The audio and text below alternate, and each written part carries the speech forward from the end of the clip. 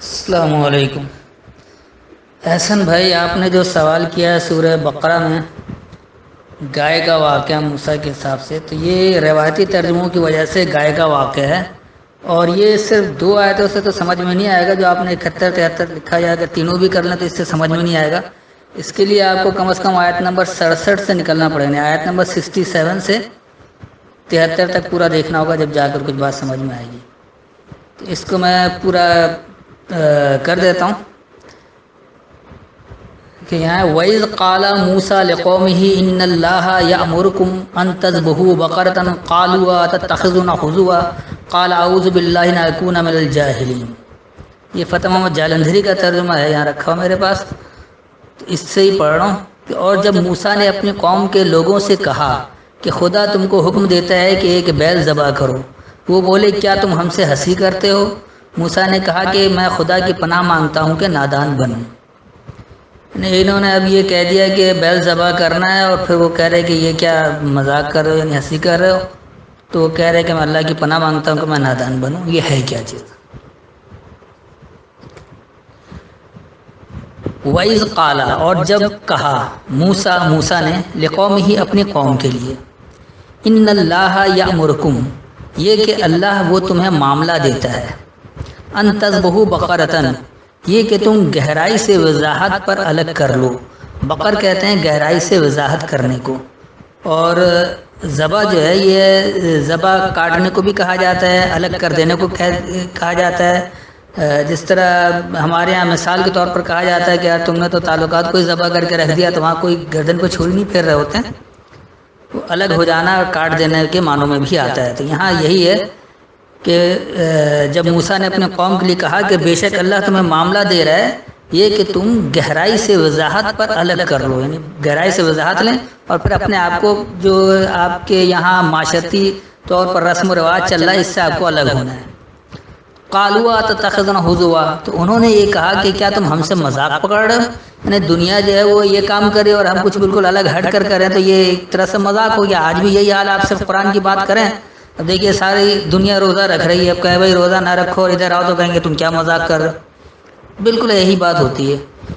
تو آگے کہہ رہے کہ قَالَ أَعُوذُ بِاللَّهِ أَنْ أَكُونَ مِنَ الْجَاهِلِينَ، تو کہا کہ میں اللہ کی پناہ چاہتا ہوں یہ کہ میں بھی جاہلوں میں سے ہو جاؤں۔ اب اگلی آیت دیکھیے، قَالُوا ادْعُ لَنَا رَبَّكَ يُبَيِّن لَنَا مَا هِيَ قَالَ إِنَّهُ يَقُولُ إِنَّهَا بَقَرَةٌ لَا فَارِضٌ وَلَا بِكْرٌ آوَانٌ بَيْنَ ذَلِكَ فَافْعَلُوا مَا تُؤْمَرُونَ۔ اب یہاں جو ان کا ترجمہ ہے کہ انہوں نے کہا کہ اپنے پروردگار سے التجا کیجئے کہ وہ ہمیں یہ بتائے کہ وہ بیل کس طرح کا ہو۔ موسیٰ نے کہا پروردگار فرماتا ہے کہ وہ بیل نہ تو بوڑھا ہو اور نہ بچھڑا، بلکہ ان کے درمیان یعنی جوان ہو، سو جیسا تم کو حکم دیا گیا ہے ویسا ہی کرو۔ یعنی اس پر بھی گائے پر بحث چل رہی کہ بیل کیسی ہونی چاہیے۔ یہاں انہوں نے بیل ترجمہ کیا ہے، زیادہ تر لوگوں نے گائے کیا ہوا ہے، تو بہرحال یہ اب کیا ہے۔ قَالُوا ادْعُ لَنَا رَبَّكَ، تو انہوں نے کہا پکارو ہمارے لیے تم اپنے رب کو، یُبَيِّن لَنَا مَا هِیَ، وہ واضح کر دے ہمارے لیے ماہیت، یعنی ہم کس طرح قرآن کی اتباع کریں اور کیسے ہم اس معاشرے میں اس طرح سے چلے، اس کی ماہیت کیا ہوگی۔ یہ کوئی گائے کا رنگ وغیرہ نہیں پوچھا جا رہا ہے، اور نہ ہی وہ کہا جا رہا ہے کہ بیل کیسا ہو۔ جنہوں نے کہا بیل کس طرح کا ہو، تو یہ بیل کی بات نہیں ہو رہی ہے، بلکہ انہوں نے یہ کہا کہ پکارو تم اپنے رب کو، وہ واضح کر دے ہمارے لیے اس کی ماہیت، انہیں ہم معاشرے میں کس طرح سے چلیں۔ تو قَالَ إِنَّهُ يَقُولُ إِنَّهَا بَقَرَةٌ لَا فَارِضٌ وَلَا بِكْرٌ، تو کہا بے شک وہ یہ کہتا ہے، یعنی اللہ یہ کہہ رہا ہے إِنَّهَا بَقَرَةٌ لَا فَارِضٌ وَلَا بِكْرٌ، کہ بے شک یہ جو گہرائی سے وضاحت ہے لازم نہیں ہے اور نہ اس کی نظیر ہے۔ یعنی گہرائی سے وضاحت ہر شخص کے لیے لازم نہیں، کیونکہ ہر آدمی کر نہیں سکتا، اس لیے یہاں اللہ یہ کہ یعنی موسیٰ نے یہ کہا کہ بے شک جو اللہ یہ کہہ رہا ہے کہ یہ جو گہرائی سے وضاحت ہے یہ لازم نہیں ہے ہر ایک پر، اور نہ اس کی نظیر ہے، یعنی اس کا کوئی اس کی مثال بھی نہیں دی جا سکتی۔ بکر جس کی نظیر نہ ہو، بے نظیر اس کو کہا جاتا ہے۔ پھر آوان بین ذالک، تو یہ اسی کے درمیان والا معاملہ اور مددگار والا۔ آوان جو ہے وہ اون سے، اون کا مطلب ہوتا ہے مددگار بن جانا، تو آوان بین ذالک تو وہی درمیانہ مددگار ہے، یعنی اسی کے درمیان مددگار ہے۔ جب آپ کسی سے بات سمجھتے ہیں یا خود سے سمجھتے ہیں، جو خود سے سمجھتا ہے اس پر تو فرض ہوتا ہے، اور جو خود سے نہیں سمجھ رہا ہے تو وہ پھر اس فرض میں نہیں آتا کہ ہر آدمی گہرائی سے وضاحت لے، وہ ویسے ہی اوپر سے سمجھ رہا ہوتا ہے، تو اسی کے درمیان جو ہے وہ مددگار بننا ہے۔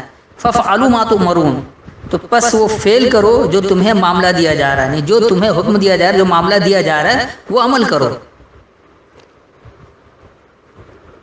اب آئیے اگلی آیت کہ قالوا ادع لنا ربک یبین لنا ما لونها قال انه یقول انها بقرۃ صفراء فاقع لونها تسر الناظرین۔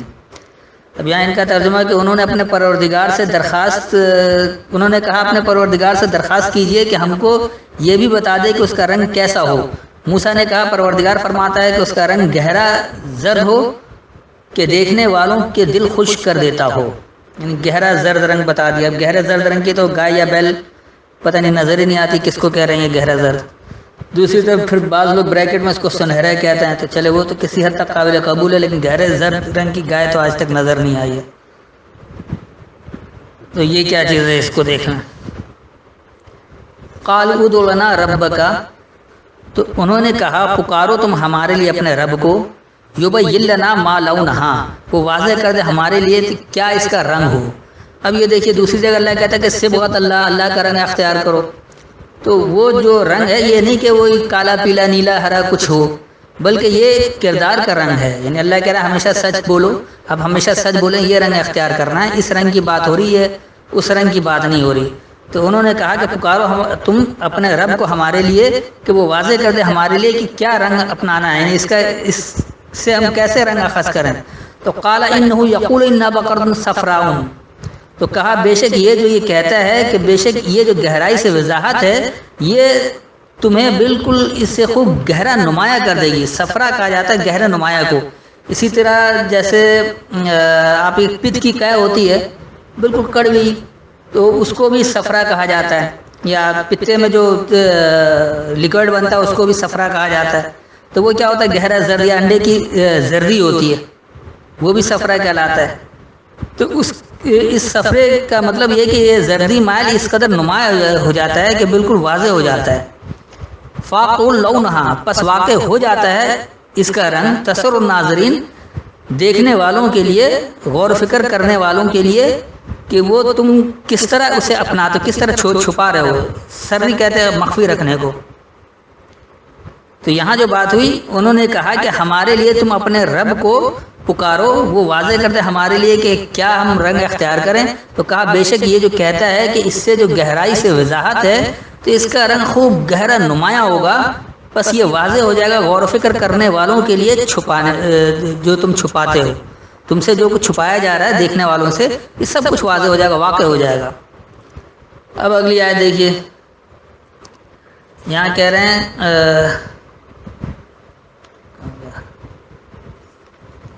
قالوا ادع لنا ربک یبین لنا ما ہی ان البقرۃ تشابہ علینا وإنا ان شاء اللہ لمہتدون۔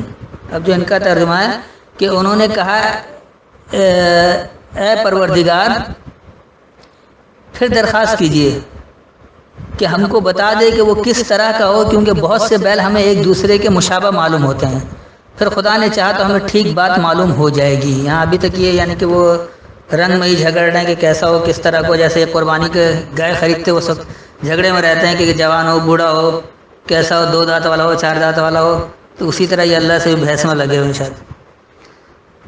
یہاں کیا ہے یہ دیکھیے، قالوا ادع لنا ربک یبین لنا ما ہی، تو انہوں نے کہا پکارو ہمارے لیے تم اپنے رب کو، وہ واضح کر دے ہمارے لیے جو ماہیت ہے، یعنی کیا کون سی ماہیت اختیار کرنی ہے۔ ان البقرۃ تشابہ علینا، تو بے شک یہ جو گہرائی سے وضاحت ہے یہ ہم پر ملتا جلتا ہے، یہ کہتے ہیں کہ بھئی وہ فلاں یوں وضاحت کر رہا ہے، فلاں یوں کر رہا ہے، آپ یوں کر رہے وہ یہ کر رہا ہے، تو یہ ہم پر ایک ملتی جلتی ہے، سمجھ میں نہیں آ رہا کہ کس کی وضاحت صحیح ہے۔ تو یہاں کہا جا رہا ہے کہ وَإِنَّا إِن شَاءَ اللَّهُ لَمُهْتَدُونَ، وَإِنَّا اور بے شک ہم انشاءاللہ اگر یہ اللہ کی چاہت ہو، یہ کہ اللہ کی چاہت کے مطابق لمہتدون، تو ضرور ہم ہدایت پائیں گے، یعنی یہ وضاحت اس طرح سے ہو جائے گی، گہرائی سے وضاحت ایسی آئے کہ آپ اس پر عمل کریں تو وہ ہدایت والی بن جائے۔ اگر اس میں ہدایت کا پہلو نہیں ہے، اس میں انسانیت کے نفع کو کوئی تعلق نہیں ہے، تو وہ پھر غلط ہو جاتا ہے۔ اب یقینی سی بات ہے کہ گائے میں تو کوئی ہدایت نہیں ہے، اگر وہ گائے کا ترجمہ مان لیا جائے صحیح ہے، تو گائے میں ہدایت کیسی؟ اب اگلی آیت ہے قال انه يقول انها بقره لا ذلول تثير الارض ولا تسقي الحرث مسلمة لا شية فيها قالوا الآن جئت بالحق فذبحوها وما كادوا يفعلون. انہوں نے ترجمہ کیا کہ موسیٰ نے کہا کہ خدا فرماتا ہے کہ وہ بیل کام میں لگا ہوا نہ ہو، نہ تو زمین جوتتا ہو اور نہ کھیتی کو پانی دیتا ہو، اس میں کسی طرح کا داغ نہ ہو. کہنے لگے اب تم نے سب باتیں درست بتا دی. غرض بڑی مشکل سے انہوں نے اس بیل کو ذبح کیا اور وہ ایسا کرنے والے نہیں تھے. یعنی اتنی حجت کے بعد پھر بیل لیا اور پھر ذبح کیا، جو ان کا ترجمہ ہے. اب یہاں کیا بات ہے اصل دیکھیے. قالا تو کہا، انہو یقولو بے شک وہ یہ کہتا ہے، انہا بقرتن بے شک یہ جو اس کی گہرائی سے وضاحت ہے، لا ذلول تثیر الارض ولا تسقی الحرث، یہ ذلیل نہیں کرواتا ہے، تم پستی کا اثر لو. یعنی یہ جو گہرائی سے وضاحت جو اللہ کے احکامات کی ہوگی، اللہ کی کتاب سے ہوگی، یہ تمہیں ذلیل نہیں کرواتا ہے اور نہ پستی کا اثر دیتا ہے تمہیں. ولا تسقی الحرث، اور نہ ہی یہ تسقی جو ہے یہ تم طلب کرو، اس کا کہتے ہیں طلب کرنے کو. تو ولا تسقی، اور نہ تم طلب کرو حرث کھیتی، یعنی جیسے آپ کہتے ہیں نا جو کھیتی یعنی جو عمل کیا وہی جو بوئے وہی کاٹو گے، تو وہ کھیتی نہیں کاٹ رہے ہوتے بلکہ جو عمل کر رہے ہوتے اس کا نتیجہ حاصل کر رہے ہوتے. یہ اسی معنوں میں بات ہے کہ اور عمل کا نتیجہ نہیں طلب کرو. مسلمۃ لا شیۃ فیہا، مسلمۃ تو اسے مسلم ہے یعنی سلامتی ہے، اس میں تمام سلامتی ہے. لا شیۃ فیہا، اور اس میں نقش و نگار نہیں ہے. اللہ کے احکامات کی جو گہرائی سے وضاحت ہوگی، جب آپ اس پر عمل کریں گے تو اس میں نہ کوئی ضلالت ہوگی، نہ اس میں تم پستی کا اثر لوگے، اور نہ ہی تم اس میں پھر طلب کرو گے کہ ہم نے بس عمل کیا بھی فوری ہمیں رزلٹ مل جائے. جیسے کہتے ہیں مسلمان ہے غالب کیوں نہیں ہے، تو بھائی پہلے آپ وہ عمل تو کر لو، صحیح طرح سے عمل کرتے ہی نہیں ہیں، چاہتے ہیں کہ نتیجہ پہلے مل جائے. تو یہ جو مکمل سلامتی ہوگی اور اس میں کوئی نقش و نگار نہیں ہوگا. یعنی یہ نہیں کہ اللہ کو خوش کرنے کے لیے 40 نفلیں پڑھ لو یا رات بھر جاگ لو یا کوئی شب قدر تلاش کر لو ایک رات جاگ لینا، ایسی کوئی بات نہیں. قالوا الآن جئت بالحق، تو انہوں نے کہا اب ہمیں تم نے حق کو دیا ہے. یعنی گہرائی سے وضاحت کر کے اس طرح کی بات ہے کہ وہ سلامتی دینے والی ہے، لوگوں کو فائدہ دینے والی ہے، اس میں ذاتی مفاد کی کوئی بات ہی نہیں ہے، اور نہ وہ ذلیل کروائے گی اور نہ اس میں کوئی پستی کا اثر ہوگا اور نہ ہی فوری طور پر کوئی نتیجہ طلب کیا جائے گا. تو انہوں نے کہا کہ واقعی اب تم نے ہمیں حق دے دیا. فذبحوا وما كادوا يفعلون، تو پس پھر انہوں نے اسے چھوڑا، یعنی جو کچھ وہ اپنا عمل کر رہے تھے اس سے وہ الگ ہوئے، اسے انہوں نے کاٹ ڈالا. وما كادوا يفعلون، اور وہ یہ فعل کرنے والے لگتے نہیں تھے، یعنی کرنے نہیں چاہتے کہ اللہ کے احکامات کی اتباع کرے. جس طرح آج ہے قرآن خالص قرآن کی بات کی جائے تو اس پر عمل کرنا ہی نہیں چاہتا. یار یہ کیا بات کر رہے ہو، اگر ہم نماز نہ پڑھیں روزہ نہ رکھیں تو معاشرے میں کیسے جئیں گے، لوگ کیا کہیں گے، کس کس کو سمجھائیں گے، کیا کریں گے. بھائی پہلے آپ اللہ کی بات کو سمجھیں، اس پر عمل تو کریں. وہ ذمہ آپ کیوں لے رہے ہیں جو اللہ دے رہا ہے؟ اللہ تو کہہ رہا ہے کہ تو معاشرہ قائم کرو بہترین. ہم لوگوں کو خوش کرنے کے چکر میں لگے ہوئے ہیں بجائے اللہ کو خوش کرنے کے. نہیں، ہمیں اللہ کے احکامات کی اتباع کی پرواہ نہیں ہے. لوگوں سے خوف ہے کہ لوگ کیا کہیں گے، معاشرہ کیا کہے گا، کیسے لوگوں کو منہ دکھائیں گے. لوگوں سے ہی ڈر رہے ہیں جبکہ اللہ سے نہیں ڈر رہے، جبکہ اللہ کہتا ہے کہ تم لوگوں سے مت ڈرو، اللہ سے ڈرو.